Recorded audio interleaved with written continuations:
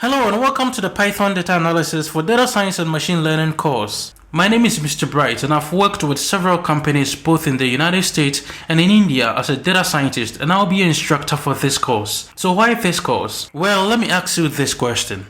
Why do you think data analysts, data scientists, machine learning engineers or business analysts spend most of their time? Well, according to Forbes, 60% of their data analyst or business analyst or data scientist time is spent in cleaning and organizing the data. And it's not like they like doing that. In fact, in the same report, 57 people reacted saying that data cleaning is the least enjoyable part of their work. And the rest of the 43, it's not like they like it. In fact, they don't have a choice. Because if your data is wrong, your output is wrong. So most of the time you will spend in cleaning and organizing the data to make sure your data is right before you move on. And that is what we're going to do mostly in this course. We're going to learn the best ways to deal with messy data. We're going to learn a lot of techniques of how to deal with messy data. That is data that is having missing values, data that is imbalanced, data that is having outliers, data that needs a lot of feature engineering and feature transformations. So that's what we're going to do in this particular course. In fact, let me walk you through the curriculum so that you get an overview of what we're going to do in this particular course. And I'm very sure you will love it.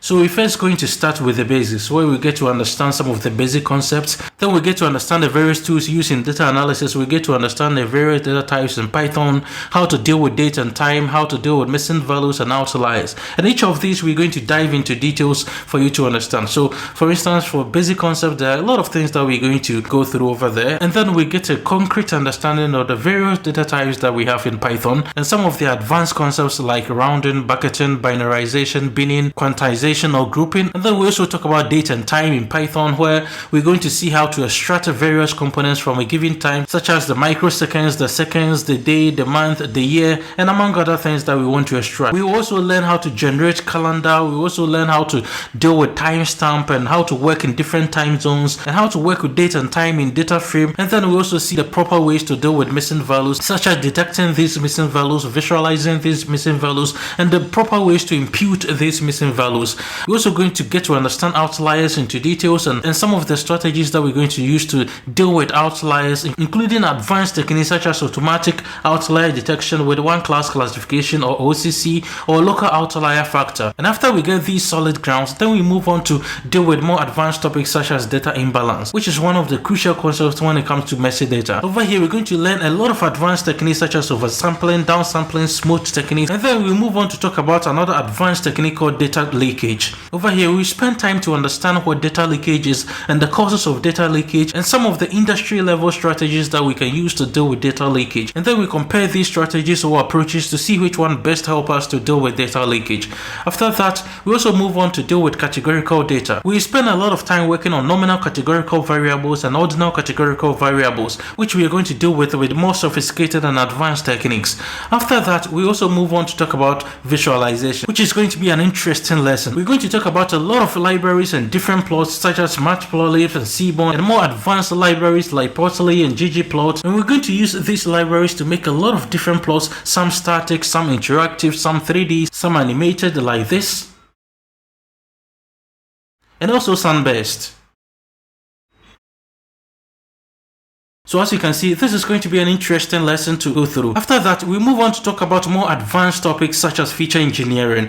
Over here, we spend a lot of time dealing with this feature engineering because this is more crucial when you're doing data pre-processing, exploratory data analysis, or doing an extensive data analysis to make sure that your data is right to help you solve your business problems. So over here, we're going to talk about feature encoding, we talk about feature scaling, we talk about feature transformation, feature normalization, and each of these are having their own subtopics that we're going to treat. For instance, if we pick feature encoding, we're going to talk about label encoding, one-hot encoding, get dummies, feature hashing, and then after that we talk about feature scaling, where we are going to discuss standardization, normalization, min-max scaler, standard scaler, robust scaler, normalizer, among others. And then we talk about feature transformation concepts such as log transformation, power transformation. Under that, we're going to consider Yo-Johnson, box scores, polynomial transformation. And then we move on to see some of the automated ways of doing feature engineering. Under that, I'm going to introduce you to more advanced tools that you can quickly use it to perform automated feature engineering without you spending much time. Not only that, we we're also going to see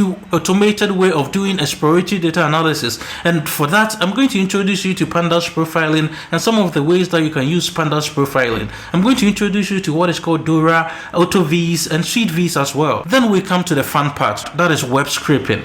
Over here we're going to extract live data from the web and then analyze it for our project. So over here we're going to get introduced to more interesting libraries like Beautiful Soup, Request, Selenium, and Scrappy. And then we're going to use these libraries to first learn how to extract live data from Wikipedia, and then we move on to perform more advanced web scraping where we extract data live from an online bookstore. Then we move on to extract data from Amazon.com and convert this data into a CSV file that we can perform an analysis on that and use it for our project. And each of these I'm going to walk you through step by step and do it for you to really understand what is going on so that you can practice alone. So if you're a student, a beginner, intermediate, or a professional looking forward to do more advanced data analysis to drive a useful insight or do industry level data pre-processing for your machine learning projects, then this course is for you. This is an interesting course and I'm so excited to take you through. So let's get started.